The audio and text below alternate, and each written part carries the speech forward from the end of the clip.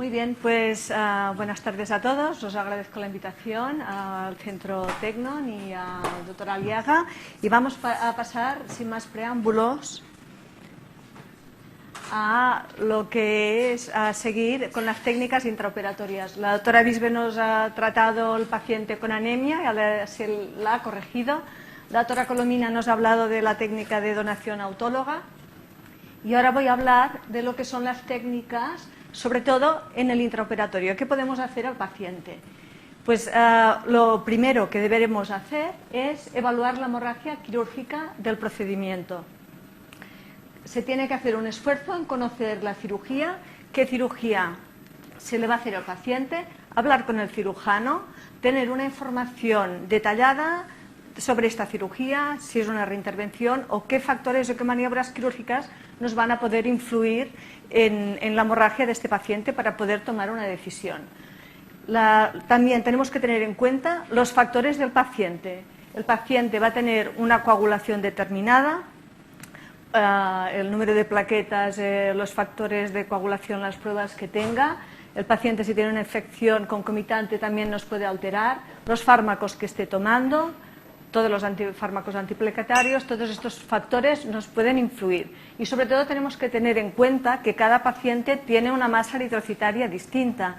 La masa eritrocitaria vendrá determinada por el peso, la talla y el sexo del paciente. Es evidente que no tiene la misma masa eritrocitaria una mujer que pese 45 kilos que un hombre que pese 100 kilos y mida 2 metros. En cuanto a los factores que vamos a poder controlar el anestesiólogo, está en el periodo intraoperatorio la temperatura, la analgesia. Un paciente bien analgesiado nos va a sangrar menos. La fluidoterapia tiene que ser una fluidoterapia restrictiva, no podemos inundar a los pacientes ni hemodiluirlos, y la colocación del paciente. Aquí, a modo de resumen, pues la colocación del paciente nos puede influir. En este caso, solo por poner un ejemplo, un paciente en decúbito prono, si tiene una compresión abdominal y las venas peridurales están ingurgitadas, el cirujano va a tener un campo todo inundado de sangre que le va a dificultar la técnica quirúrgica y además va a hacer que el paciente sangre más. El paciente tiene que estar con una temperatura adecuada, tenemos que hacer un calentamiento activo con mantas de aires de convección, calentando suero si es preciso, y mantener la normotermia. Si no tenemos normotermia, las plaquetas no van a funcionar bien y los factores de la coagulación no estarán en sus mejores condiciones para poder hacer una hemostasia quirúrgica.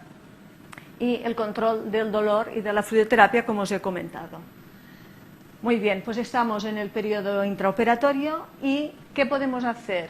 Pues voy a comentar, aparte de estas medidas generales que ya os he comentado, vamos a hablar de la recuperación intraoperatoria de sangre que ya la ha comentado la doctora Colomina. Os voy a hablar de los fármacos antifibrinolyticos, del umbral transfusional y de la hemodilución normovolémica.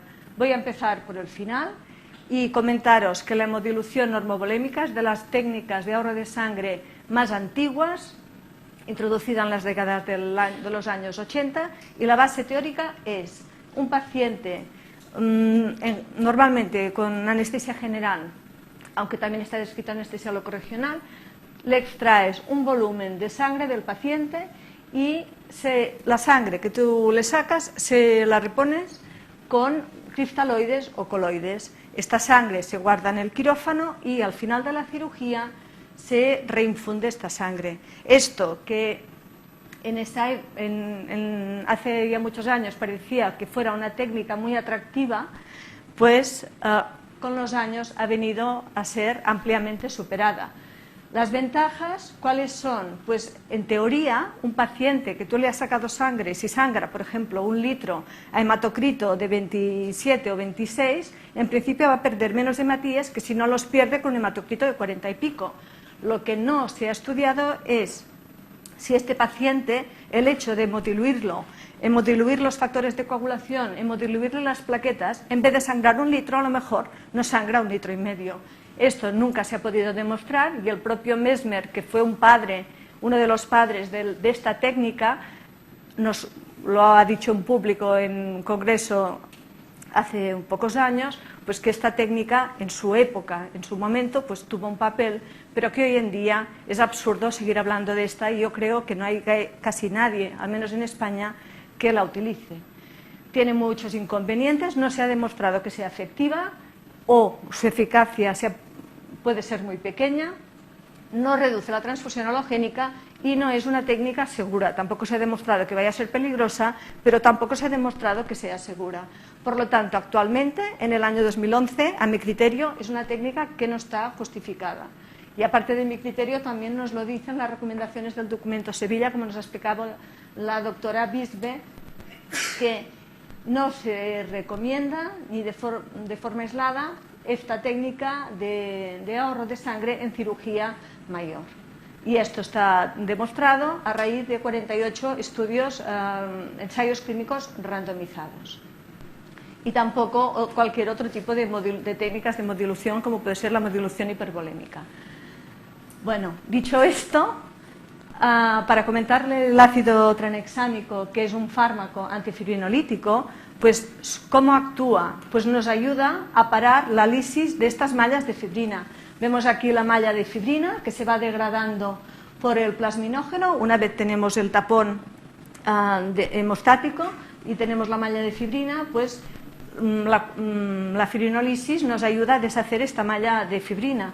Pues el ácido tranexámico, como fármaco antifibrinolítico, se va a unir al sitio de unión de los análogos de la lisina y va a ocupar este receptor y va a impedir que esta malla de fibrina se rompa, o sea que va a mantener la malla de fibrina. Es un fármaco utilizado desde hace muchos años, sobre todo en ginecología por las metrorragias, por vía oral y sobre todo a partir después de la introducción de la protinina se introdujo como un fármaco mucho más barato en la década a finales de 80, principios de los años 90. Tiene estos parámetros de farmacocinéticos y tenemos que tener en cuenta que tiene una vida media corta y tiene una importante eliminación renal y atraviesa todas las barreras.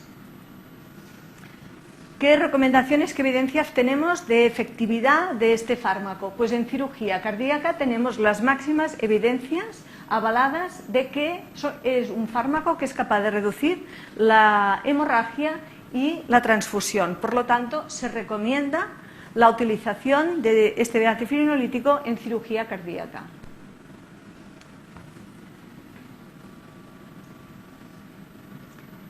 ¿Qué sucede en cirugía ortopédica? Pues tenemos, no las máximas, pero casi las máximas evidencias de que es un fármaco que en cirugía ortopédica, se entiende cirugía ortopédica mayor, sea eficaz para disminuir la hemorragia y la transfusión. Evidentemente, en este análisis del documento Sevilla se incluyen todos, pero aquí en estos estudios están incluidos artroplastia de rodilla, de cadera y de columna. Y por este orden, porque se introdujo al principio en artroplastia de rodilla, después en cadera y también en columna, y quizá su efectividad se ha demostrado en forma decreciente, tal como os expongo aquí. Y aparte de las evidencias pues que se ha hecho en Cataluña, estos son dos estudios publicados por autores de Cataluña. Este es en el Hospital del Mar y este es en el Hospital de Mataró, que ya publicados en estos años, pues que introdujeron, esto es solo en prótesis de rodilla, pues esta N de pacientes con ácido tranexámico, sin ácido tranexámico, y consiguieron reducir de forma importante la hemorragia y los pacientes transfundidos que pasaron fueron 11 pacientes, bueno, 6 pacientes con 11 unidades en los que no llevaron tranexámico, mientras que se transfundió una unidad en los pacientes que lo llevaron. En este otro estudio también se realizó con tranexámico, ácido epsilon-aminocaproico, que es otro fármaco antifibrinolítico que no hablaré específicamente porque es menos potente y hay menos estudios, aunque se ha demostrado también eficaz. Pues aquí también consiguieron disminuir mucho los pacientes transfundidos, de 23 pacientes cuando no llevaban ácido tranexámico, mientras que los pacientes tratados solo se transfundieron 5. Este es otro estudio realizado en nuestro centro, que este es un estudio descriptivo que analizamos los pacientes, introdujimos el ácido tranexámico de forma sistemática en nuestro centro a partir del año 2005 y lo comparamos con la serie histórica que teníamos de pacientes. Entonces, bueno, nosotros tuvimos en estos años casi 1000 pacientes intervenidos al año de prótesis de rodilla, con lo cual teníamos un buen volumen para analizar. Aquí teníamos antes de inicio del ácido tranexámico, esto es una hemorragia calculada en todo el periodo perioperatorio y transfundíamos al 54% de los pacientes intervenidos de prótesis de rodilla y después de su introducción pues disminuimos a menos del 20%. También en estos pacientes hicimos flebografías porque estaban incluidos en un estudio en un ensayo clínico de heparinas de bajo peso molecular y con flebografías no encontramos que tuvieran mayor riesgo de trombosis venosa profunda. La revisión de la Cochrane nos dice y analiza en la última versión de este año de todos los pacientes, los ensayos clínicos con ácido tranexámico. Tenemos 56 estudios randomizados que trabajaban con ácido tranexámico con un protocolo de transfusión o sin un protocolo de transfusión. Y de la misma forma que nos ha comentado la doctora Colomina, los resultados pues son muy diferentes, porque poniendo ácido tranexámico y ya está, no se soluciona el problema. Tiene que haber un control y la aplicación de unos protocolos de transfusión para conseguir que realmente este fármaco sea eficaz. En este caso, consigue disminuir la transfusión en un 24% si se trabaja sin protocolo y si introducimos de forma sistemática que todos trabajemos con un protocolo, el porcentaje de transfusión disminuye muchísimo más. Por lo tanto, el análisis global de la efectividad del ácido tranexámico, ¿cuál es? Con el ácido tranexámico ya no vamos a transfundir más, pues el análisis global es que con este fármaco se consigue reducir la transfusión de una forma equivalente a 0,87 unidades de sangre halogénica del paciente. O sea que si en un centro se transfunden 2 unidades de sangre a todos los pacientes, introducimos el ácido tranexámico de forma global, podríamos esperar que se disminuyera una unidad de concentrado transfundido. Si con el ácido tranexámico conseguimos reducir casi una unidad de bolsas de sangre transfundidas, pues podríamos calcular de forma grosera que un concentrado de hematíes en Cataluña por el BST nos cuesta este dinero y una ampolla, bueno, la dosis que correspondería a esta pauta de tratamiento pues no llegaría a los 2 euros. Con lo cual, pues la efectividad y los costos hablan por sí mismos. En cuanto a la seguridad de este fármaco, aunque no se han diseñado estudios específicos solo para los efectos secundarios, en todos los estudios que han tenido un seguimiento de efectos secundarios no se ha encontrado en las dosis recomendadas un aumento de eventos tromboembólicos, por lo cual se considera que hasta el momento podemos pensar que es un fármaco bastante seguro. Solo 2 palabras de la desmopresina. En algunos libros lo engloba como un agente antifibrinolítico. No es un antifibrinolítico, sino es un fármaco de otra naturaleza. Es un análogo sintético de la vasopresina. Tiene unos efectos específicos en la actividad de la vasopresina, pero no es vasopresora. Estimula el endotelio para liberar los multímeros del factor von Willebrand, pero aparte también libera CPA y prostaciclina. ¿Qué pacientes podrían beneficiarse de este tratamiento? Pues los pacientes de cirugía mayor, que se espera un sangrado moderado importante, que tengan formas leves o moderadas de la enfermedad de von Willebrand o de hemofilia, cuando hay una disfunción plaquetaria urémica, y también se ha hablado de que la enfermedad hepática pues, puede tener un papel.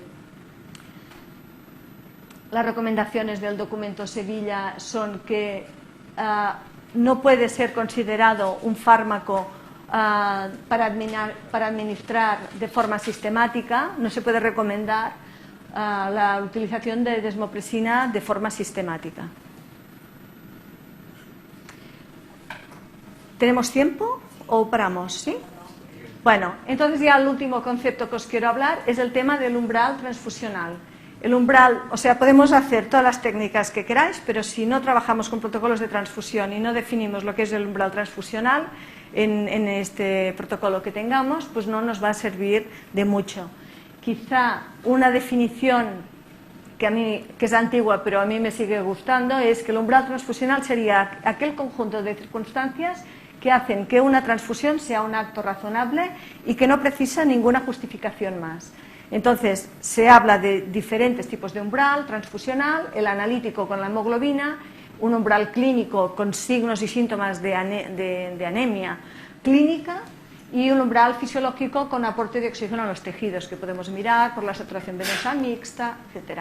Y aquí os pongo este panel que es un poco la evolución natural de una transfusión. Aquí tenemos el paciente cuando viene a la consulta de preanestesia, el periodo que pasa hasta que va al quirófano, el tiempo que está en quirófano, luego va a reanimación y de reanimación cuando va a planta está unos días ingresado.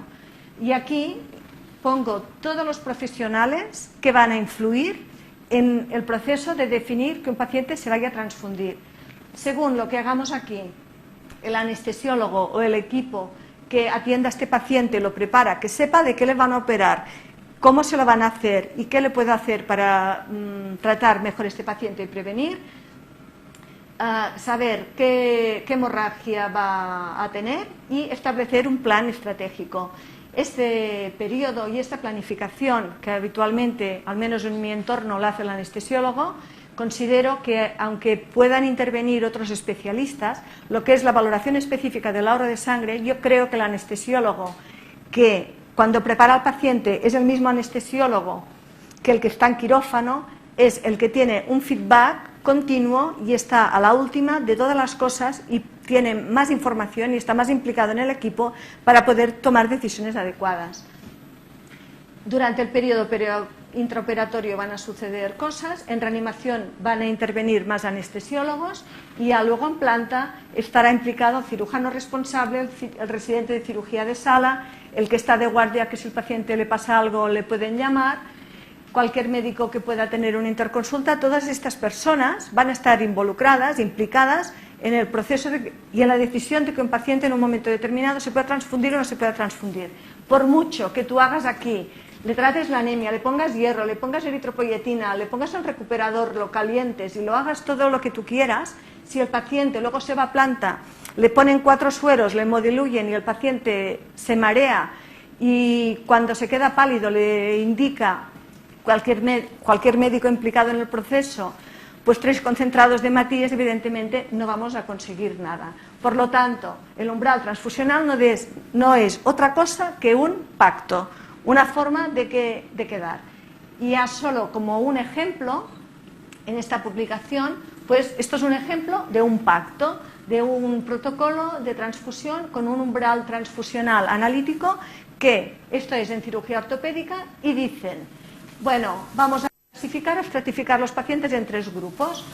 Un grupo de bajo riesgo, que lo definen, un grupo de riesgo intermedio y un grupo de alto riesgo. Y dentro de esto lo subclasifican y ponen según si la hemoglobina es en el periodo de las primeras 4 horas o es a partir de las 4 horas, porque en cirugía ortopédica la mayor hemorragia posoperatoria es en las primeras 4 horas y lo estratifican así.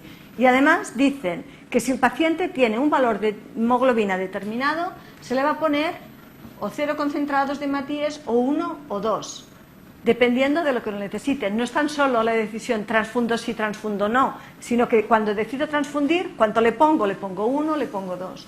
¿De acuerdo? Entonces, en este estudio pactan este protocolo de transfusión y lo aplican y analizan lo que sucede en 3 hospitales diferentes. Y aquí podéis ver que en estos hospitales, esto era el protocolo estándar, que transfundían un 54%, pasan a transfundir un 50%. Aquí, que transfundían el 30%, pasan a transfundir el 20%. y en este que transfundían un 19% pasan a transfundir un 38%. ¿Esto qué quiere decir? Que cualquier protocolo de transfusión o cualquier pacto puede incrementar o disminuir, depende de dónde estés. Es posible que a lo mejor en este centro casi que no transfundieran a nadie, y no transfundir a nadie no es bueno ni es malo. Claro, es bueno si no se tenía que transfundir, pero es malo si los pacientes se nos mueren o hacen infartos o isquemias por no haberlos transfundido teniendo esto. Por lo tanto, ya para acabar, solo quería deciros que las técnicas de ahorro de sangre en sí mismas pues no son ni buenas ni malas, depende de cómo las utilicemos, y si son efectivas o no son efectivas dependerá de cómo las utilicemos, si las utilizamos de forma adecuada, correcta, y le sacamos un rendimiento. Y la forma de sacar más rendimiento es conocer de forma profunda el tipo de cirugía, siempre tener un diálogo con el equipo quirúrgico para saber lo que se le va a hacer, y esto nos va a permitir poder optimizar el rendimiento de cualquier técnica que apliquemos. La hemodilulación normovolémica no es una técnica de ahorro de sangre útil, aunque hay sitios que la siguen utilizando. El ácido tranexámico es una herramienta más de la multimodalidad del ahorro de sangre y su efectividad no es la misma para todas las cirugías. Tenemos que identificar en qué cirugías realmente nos va a ser más útil o no. Cualquier técnica de ahorro de sangre disminuye la transfusión por un efecto docente. Cualquier hospital, cualquier sitio que introduce una técnica de sangre, aunque sea doble ciego, siempre disminuye las transfusiones porque hace que todo el equipo se implique más en todo esto, y es imprescindible trabajar con un protocolo de transfusión por los motivos comentados. Y ya está, nada más.